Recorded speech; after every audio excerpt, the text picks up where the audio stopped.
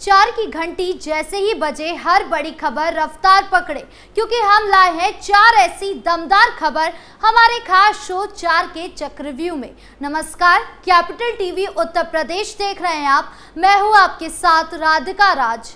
आज 4 के चक्रव्यूह में सबसे पहले बात होगी बृजभूषण शरण सिंह की, जिन पर नाबालिग महिला पहलवान से यौन शोषण को लेकर कोर्ट में मामला चल रहा था, जिस पर आज बड़ा अपडेट आया है। बताएंगे आपको पूरी खबर। फिर बात होगी सपा प्रमुख अखिलेश यादव की, जिन्होंने यूपी में कानून व्यवस्था पर हमला बोला। साथ ही बात होगी योगी सरकार के बड़े एक्शन की, और आखिर में बात बसपा सुप्रीमो मायावती की, जिन्होंने सरकारी बंगला छोड़ दिया है और इसकी वजह भी बताई है। क्या है वजह, बताएंगे आपको। तो चलिए शुरू करते हैं 4 का चक्रव्यूह।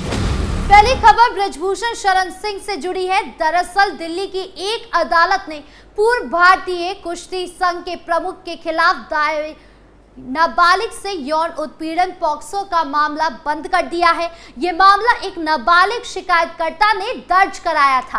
पुलिस ने इस मामले में क्लोजर रिपोर्ट दाखिल की थी।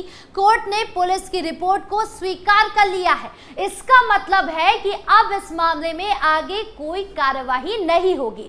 बता दें कि दिल्ली पुलिस ने 15 जून 2023 को एक 550 पन्नों की रिपोर्ट अदालत में पेश की थी, जिसमें उन्होंने कहा कि जांच के दौरान बृजभूषण शरण सिंह के खिलाफ कोई ठोस सबूत नहीं मिले हैं। पुलिस ने यह भी उल्लेख किया था कि नाबालिग पहलवान और उसके पिता ने मजिस्ट्रेट के समक्ष अपने पहले आरोपों को वापस ले लिया है। इसके आधार पर पुलिस ने मामले को बंद करने की सिफारिश की है। उत्तर प्रदेश से बीजेपी के पूर्व सांसद रहे सिंह ने बार बार सभी आरोपों से इंकार किया है। उन्होंने इन आरोपों के पीछे राजनीतिक साजिश होने का दावा किया है।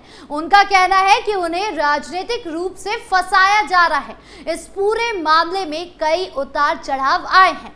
पहलवानों ने इंसाफ के लिए लंबा संघर्ष किया। अब देखना यह है कि दूसरे मामले में क्या होता है। अदालत का ये फैसला निश्चित रूप से कुश्ती समुदाय और राजनीतिक में चर्चा का विषय बने रहेगा। बृजभूषण शरण सिंह पर लगे आरोप गंभीर है और इस मामले की पूरी सच्चाई सामने आना जरूरी है। इसीलिए भले ही केस बंद कर दिया हो, लेकिन मामला अभी भी शांत नहीं हुआ है।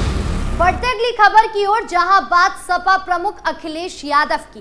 दरअसल अखिलेश यादव ने आरोप लगाया है कि भाजपा की गलत नीतियों और कमजोर प्रशासन के चलते पूरे प्रदेश में अराजकता फैल गई है। राजधानी लखनऊ जैसी सुरक्षित माने जाने वाली जगहों तक में अब लोग डर के साए में जी रहे हैं। उन्होंने कहा कि लखनऊ के सर्वोदय नगर में दिन दहाड़े युवक को दौड़ाकर गोली मारी गई है। पारा इलाके में दबंगों ने एक प्रॉपर्टी डीलर के ऑफिस में घुसकर लाठी डंडों से पिटाई कर दी है। मलिहाबाद में एक महिला पर हमला सिर्फ इसलिए किया गया क्योंकि उसने घर पर कब्जा करने का विरोध किया। जौनपुर के जफराबाद में पिता और 2 बेटे की धारदार हथियार से नृशंस हत्या कर दी गई। नोएडा में दबिश देने गए पुलिस सिपाही और सौरभ देशवाल की बदमाशों ने गोली मारकर हत्या कर दी। अखिलेश यादव ने कहा कि सहारनपुर में छेड़छाड़ से परेशान होकर एक छात्रा ने आत्महत्या कर ली। बच्चियों पर आए दिन दहाड़े अत्याचार बताते हैं कि भाजपा सरकार महिला सुरक्षा के मुद्दे पर पूरी तरह नाकाम रही है। उन्होंने ये भी कहा कि ये कैसी सरकार है जो प्रदेश को एक स्थायी डीजीपी तक नहीं दे पा रही है। अखिलेश ने कहा कि प्रदेश में हत्या, लूट और बलात्कार की घटनाएं रोज हो रही है, लेकिन मुख्यमंत्री सिर्फ भाषणों में जीरो टॉलरेंस की बात कर रहे हैं। जनता जब भारत सरकार के वादे और जुमलों से थक चुकी है। गौरतलब है कि भाजपा सरकार ने शुरुआत से ही अपराध के खिलाफ सख्त रुख अपनाया है। मुख्यमंत्री योगी आदित्यनाथ ने कई बार कहा है कि अपराध और अपराधियों के लिए उत्तर प्रदेश से कोई जगह नहीं है। एनकाउंटर नीति और माफिया विरोधी कार्रवाई सरकार की प्रमुख रणनीतियों में शामिल रही है, लेकिन हाल ही में महीनों में लखनऊ, कानपुर, नोएडा, प्रयागराज और अन्य शहरों से लगातार सामने आ रही है आपराधिक घटनाओं ने विपक्ष को सरकार पर हमला करने का मौका दे दिया है। अखिलेश यादव का ये बयान भी इसी सियासी आदिवासी हमले का हिस्सा है, जिसमें उन्होंने भाजपा को सीधे तौर पर कानून व्यवस्था की बिगड़ी तस्वीर का जिम्मेदार ठहराया है। अब भाजपा इस पर क्या पलटवार करती है, ये देखने वाली बात होगी। खबरों में आगे बढ़ते हैं, जहां बात योगी सरकार के बड़े एक्शन की। दरअसल उत्तर प्रदेश में लगातार धार्मिक पर्यटन नए कीर्तिमान रच रहा है। प्रदेश में तेजी से पर्यटन में विस्तार हुआ है। ऐसे में श्रद्धालुओं की सुरक्षा प्रशासन के लिए सबसे अहम है।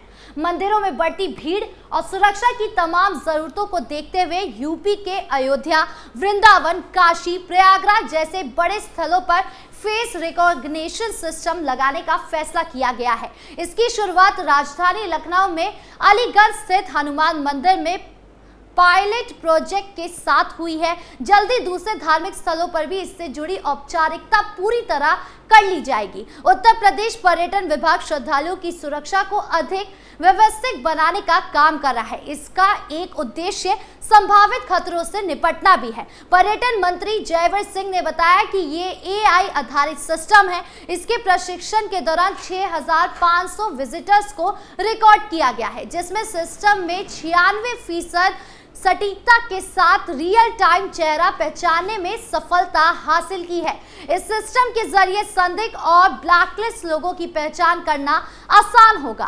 फेस रिकॉग्निशन सिस्टम की सफलता के बाद इसे प्रदेश के महत्वपूर्ण धार्मिक स्थलों पर भी लागू किया जाएगा। पर्यटन मंत्री ने कहा कि अब इस सिस्टम को अयोध्या के श्री राम जन्मभूमि मंदिर, हनुमानगढ़ी, प्रयागराज के बड़े हनुमान मंदिर, अलोपी देवी मंदिर, वाराणसी के काशी विश्वनाथ मंदिर, भैरवनाथ मंदिर, मथुरा के श्री बांके बिहारी मंदिर और प्रेम मंदिर जैसे धार्मिक स्थलों पर भी लगाने की तैयारी की जा रही है। मंत्री ने कहा कि इस सिस्टम से भीड़ में प्रबंधन में मदद मिलेगी। ये सिस्टम पहली बार में नजर आने वाले चेहरे को भी पहचानने में सक्षम है, जिससे मंदिर परिसर में आने वाले संदिग्ध लोगों की पहचान हो सकेगी। इसके साथ ही ब्लैकलिस्ट लोगों की भी पहचानना आसान होगा। इस प्रोजेक्ट तहत मंदिर के प्रवेश द्वार पर हाई रेजोल्यूशन कैमरे लगाए जाएंगे, जिससे मंदिर परिसर के आसपास हर तरह की गतिविधि पर नजर रखी जा सकेगी। जानकारों की मानना है कि इस कदम से धार्मिक स्थलों की सुरक्षा को और पुख्ता किया जा सकेगा। खबरों के अंत में अब बात बसपा सुप्रीमो मायावती की। दरअसल बसपा की राष्ट्रीय अध्यक्ष मायावती ने दिल्ली के लोधी एस्टेट स्थित अपने सरकारी बंगले को खाली कर दिया है। ये बंगला उन्हें पार्टी की राष्ट्रीय अध्यक्ष के तौर पर आवंटित किया गया था। बंगला क्यों खाली किया, इसके बारे में स्पष्ट जानकारी नहीं दी गई है, लेकिन बताया जा रहा है कि सुरक्षा कारणों से बंगला खाली किया गया है। वहीं मायावती अब कहां बंगला लेगी या कहां आवंटित होगा, इसका लेकर कोई आधारित जानकारी नहीं दी गई है। इस बंगले में 20 से अधिक रूम है और यही नहीं, इसे पिछले साल ही रिनोवेट भी किया गया था। मायावती के अचानक बंगला खाली करने की खबर ने राजनीतिक गलियारों में चर्चा का विषय बना दिया है। खास तौर पर यह कदम तब उठाया गया है जब बीते लोकसभा चुनाव 2024 में बसपा के बेहद खराब प्रदर्शन के बाद पार्टी का राष्ट्रीय पार्टी का दर्जा सवालों के घेरे में आ गया। मीडिया रिपोर्ट्स के अनुसार बताया गया कि बसपा सुप्रीमो मायावती अब दिल्ली में अपने अन्य ठिकानों जैसे कि न्यू दिल्ली के त्यागराज मार्ग स्थित बंगला नंबर 3 जो बहुजन प्रेरणा ट्रस्ट के नाम पर है, या फिर लखनऊ में अपने आवास पर रह सकती हैं। मायावती के पास दिल्ली के कनॉट प्लेस में भी 2 व्यवसायिक संपत्तियां हैं, जिनका मूल्य 2012 में क्रमशः 9.39 करोड़ और 9.45 करोड़ रुपए आका गया था। हालांकि बसपा ने साफ किया है कि ये कदम सुरक्षा से जुड़े कारणों के चलते लिया गया है, लेकिन दूसरी तरफ राजनीतिक विश्लेषकों का मानना है कि ये फैसला पार्टी की मौजूदा स्थिति और भविष्य की रणनीति से भी जोड़ा जा सकता है। बता दें कि मायावती ने हाल ही में अपने भतीजे आकाश आनंद पहले पार्टी से निकाला गया था, फिर वापस लेते हुए बड़ी जिम्मेदारी सौंप दी। बीते लोकसभा चुनाव 2024 में बसपा का प्रदर्शन निराशाजनक रहा। पार्टी उत्तर प्रदेश की 80 सीटों पर एक भी सीट जीतने में नाकाम रही और उसका वोट शेयर महज 9.24% रहा।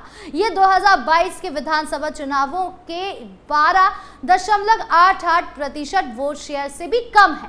फिलहाल अभी तक बसपा की ओर से इस मामले में और कोई आधारित बयान नहीं आया है। है, लेकिन मायावती के अगले कदम को लेकर सभी की नजरें ठहर गई है। आपकी इस पूरे मामले को लेकर क्या राय है, कमेंट बॉक्स में जरूर बताएं। 4 के चक्रव्यूह में आज खबरों का सिलसिला यही खत्म करते हैं। कल फिर मिलेंगे आपसे नई खबरों के साथ। वीडियो अच्छी लगी हो तो लाइक शेयर करें, चैनल को सब्सक्राइब करना ना भूलें और देश की तमाम बड़ी खबरों से जुड़े रहने के लिए देखिए कैपिटल टीवी उत्तर प्रदेश। नमस्कार।